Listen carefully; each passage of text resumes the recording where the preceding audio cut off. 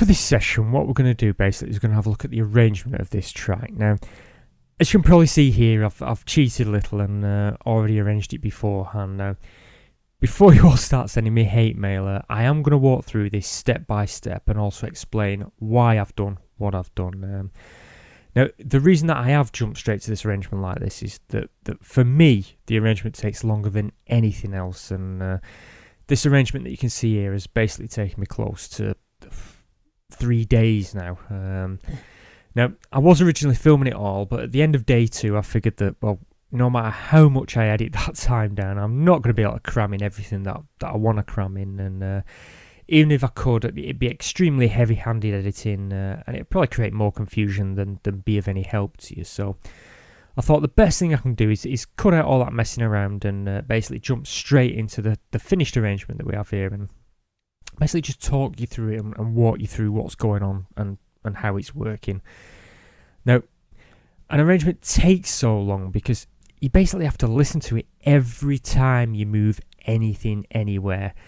For example, if you've read the manual, the dance music manual that is, you'll have noticed that when it comes to arranging, we always work in even numbers, 4, 8, 16, 32, 64 and so forth.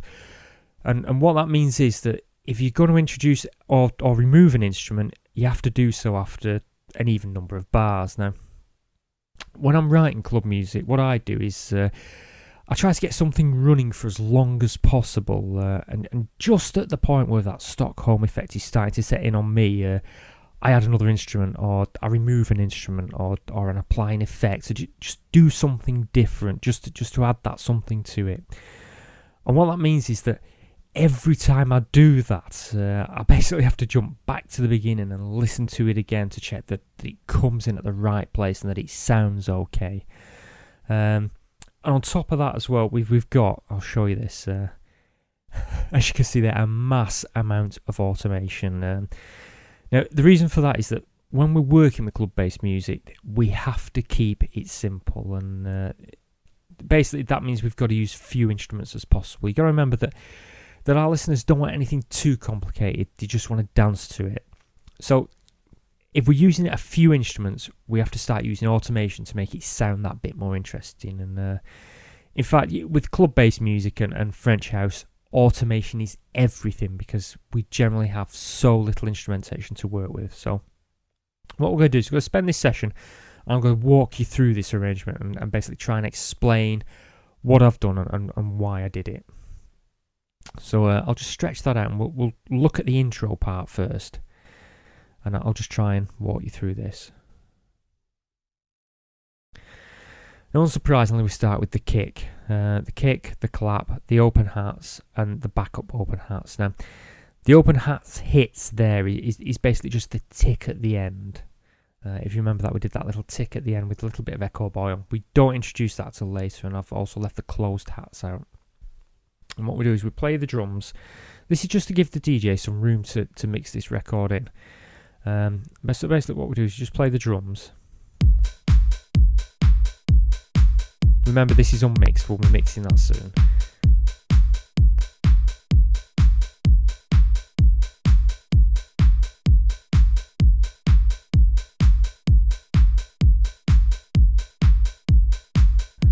And then what we do is reach this part here. Now, all this is our male vocal saying, bring back that feeling.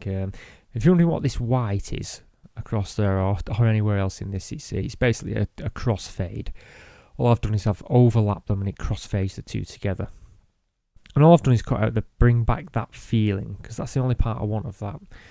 And what I've done is, I'll just show you, I've automated it with filters, so the filter slowly opens as he's saying bring back that feeling. Now you'll notice as well that we've got female vox here, and these basically just saying baby. It's just a cutout of baby, and all I've done is used a high pass filter and slowly opened it there. And then finally at the top here we have another filter there which is slowly opening. This is a low pass filter opening, and that's basically our main sample. Now you may notice I've recolored that. The only reason for that is just to make it a little bit simpler for me, and And if you recall in earlier sessions, this is simply part 3 and 4 of our sample, and the yellows are part 1 and 2. So I'll just play this back, and you'll be able to make sense of it until we get to here, and then I'll explain why I've done what I've done here.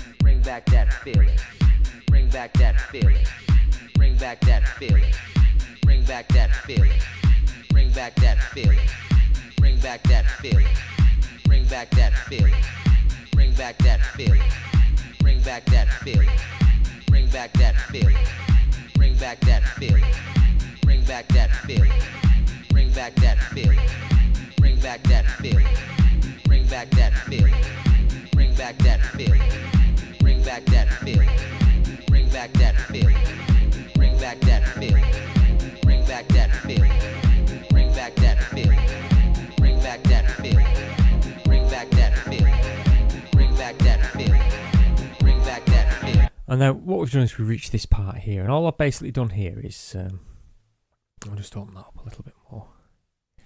I've basically just repeated that part 3 times there, and also repeated his bring back, bring back, bring back. I've cut it down a little bit shorter just to get that feeling there.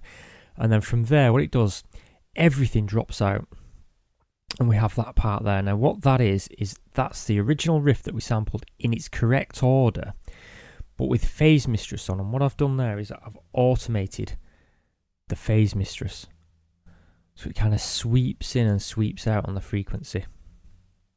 So I'll play that back so you can hear how that works. Bring back that feeling. Bring back, bring back, bring back. And then what we do is we jump in to our full track basically. The closed hats come in, that little tick at the end of the bars comes in with the Echo Boy on, and our bass comes in as well. Our full track comes in, but only parts 3 and 4. We don't play part 1 and 2 until later. So 3 and 4, and then we've got our side chain. So I'll play it up to here, and then I'll explain why I've done what I've done here.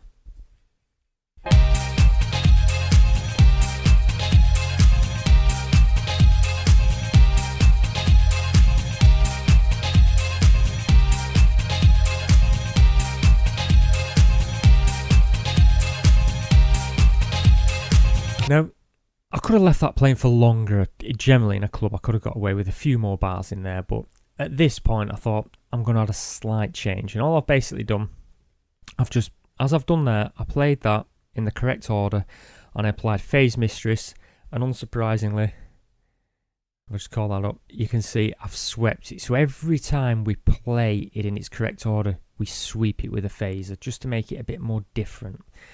And then what I've done is I've added a female vox there. It's the same one that we took before with the baby, except this time she's whispering.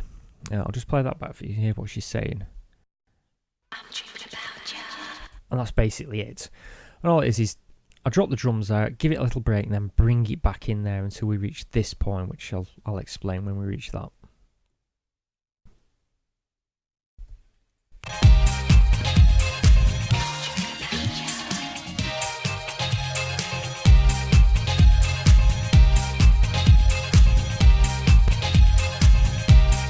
Now, I had a problem here because what I wanted to do is I wanted to bring in some vocals.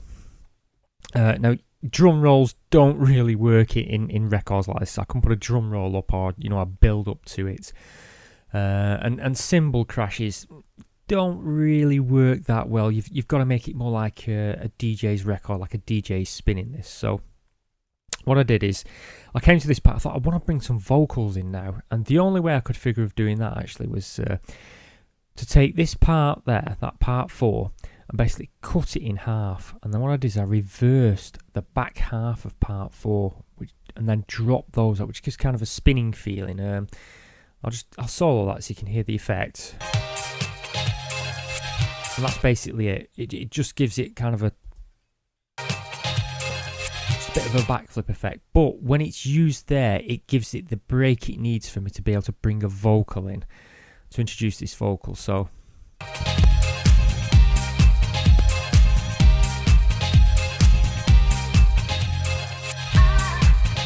and basically that's how that part works. Now the vocals here, all I've done is taken her I Want Your Love, I've cut it up, moved it around a little bit, nothing special. You've seen me cut these up and cut them around, and basically just cut them up and moved them around a little. I applied sample delay and a bit of echo bar just to make her sound a bit wider than she did. She was sounding a bit thin and a bit weak.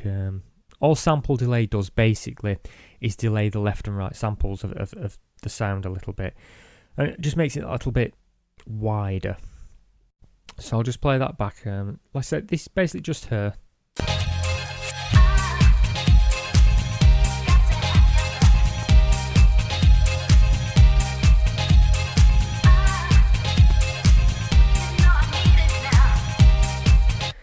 Now that's pretty much all I've taken of her there, and obviously I want to repeat that again, but I thought it would sound a little bit plain if I did that. So all I did is, as I did this little scratch around there, I've kind of repeated it here, and all I did was repeat, as you can see, really, those two parts, and then I took that again and put it there, and then just put a break in all the drums, and this is the effect it gives. I'm going to play it back from here, and I'll play it all the way to here now so you can hear the effect.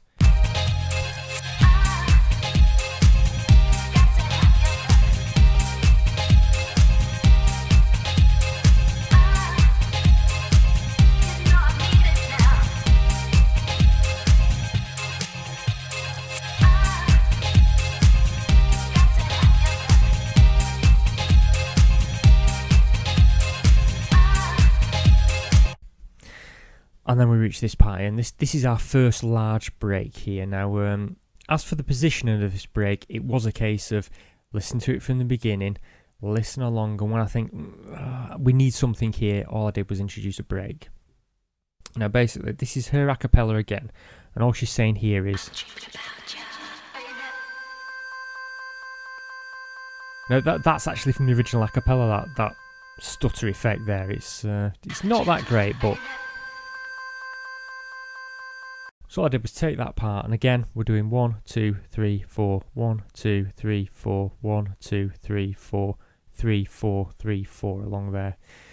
So I'll just play this break back now to you.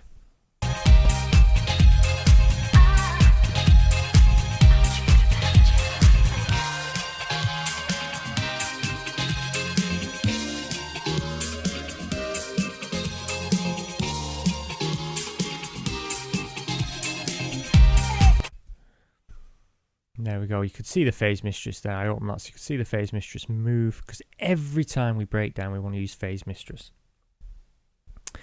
And then we come to this part now.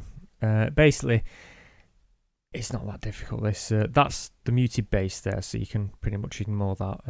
I've muted it off. That was our other funkier bass that I wasn't sure about, so we'll leave that out for now. Now we introduce our Cyndi Lauper. If you remember when I found this effect...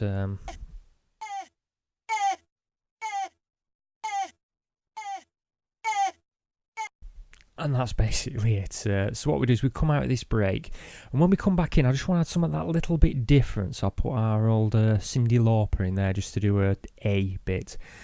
And again, what I've done is basically for this second half, I've copied the first. Where we go from there and we do our repeat and then our loop around to bring those in. What we do is we come back in with it all as normal, except that's the addition, and then we do another loop around and I bring vocals in again. And then we build that along just as we did before, so I'll play that from there.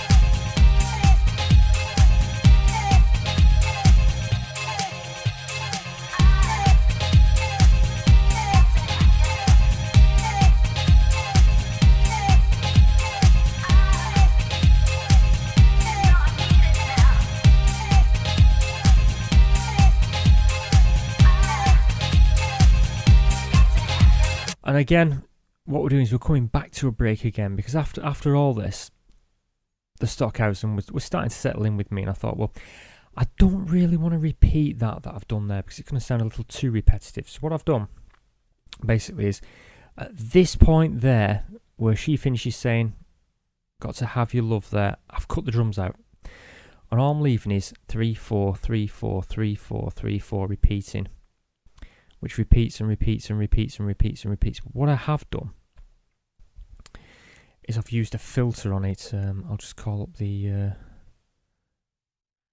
you can see there, and what happens is a low pass filter now goes in and filters that down. And this part here, this is an automation as well, and you'll be able to hear what she says here. So basically all I did there was cut from the earlier down there and add an extra bit on there.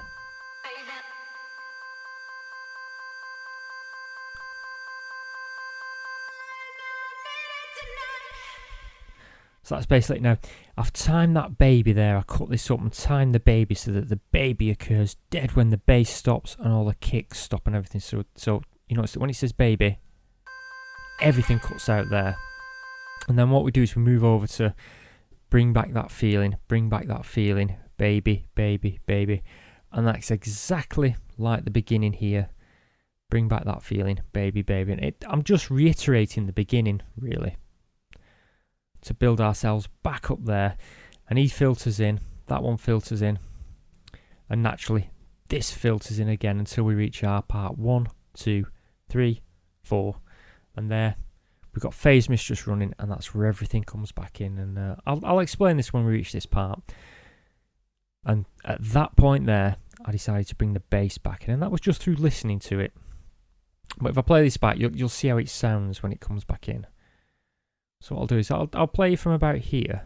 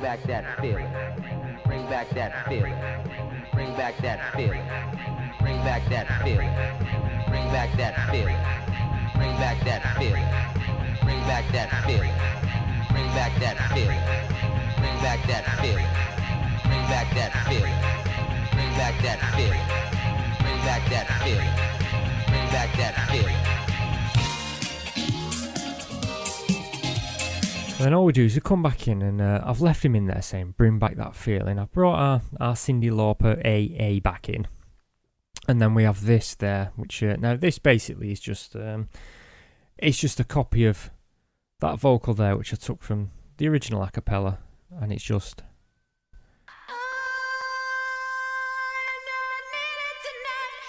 and basically that's it. So when we come back in after this part, you can hear it building. Then when we come back in, we hit full blast with everything we've got. So I'll play that back. Bring back that feeling. Bring back that feeling. Bring back that feeling. Bring back that feeling. Bring back that feeling. Bring back that feeling. Bring back that feeling. Bring back that feeling. Bring back that feeling. Bring back that feeling. Bring back that feeling. Bring back that feeling. Bring back that feeling. I don't think I need to really describe any more of this now. We just do the same again. We break, repeat, come back in. So this time I just use that twice there, and I need it tonight. I bring it in twice. Cyndi Lauper still plays. He's still saying bring back that feeling. And then what we do is we get to this point here, and that's where she's whispering again, which is from that point there. It's the same whisper as there, and all I've done is kind of repeated it down here when we're doing a break. I have quite a long break where we do 1, 2, 3, 4, 1, 2, 3, 4, 1, 2, 3, 4. And if I show the automation there, you're going to see, let's call it Phase Mistress. Unsurprisingly, we use Phase Mistress again just to give it that twirl as it comes in. And then at this point, I drop him out, and I just have the single stuttered line there, which I'll play that back.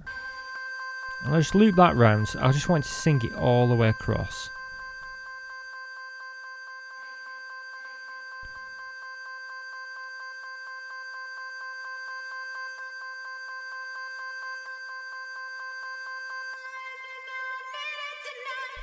And then again, we do another break with Phase Mistress in. We come back in and we just play along with I Need It Tonight, I Need It Tonight. That repeats all the way along until we reach the very end of the record, where again I repeat that segment of the record and I finish off with that vocal there. Now I'll just play back that vocal because on this one we actually use a tape delay which comes in at the end. So I'll just play that back. Which obviously it decided not to come in, but logic for you.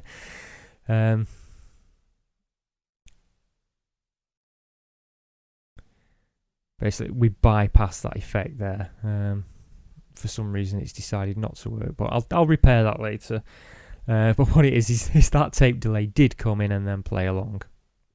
So what I want to do now is I want to play this right from the very beginning, and you can listen to it all the way through. And you'll be able to sense why I've done what I've done. I've basically taught you through it now, but if you listen back to it, you'll be able to hear why we've done what we've done. So I'll play this back now.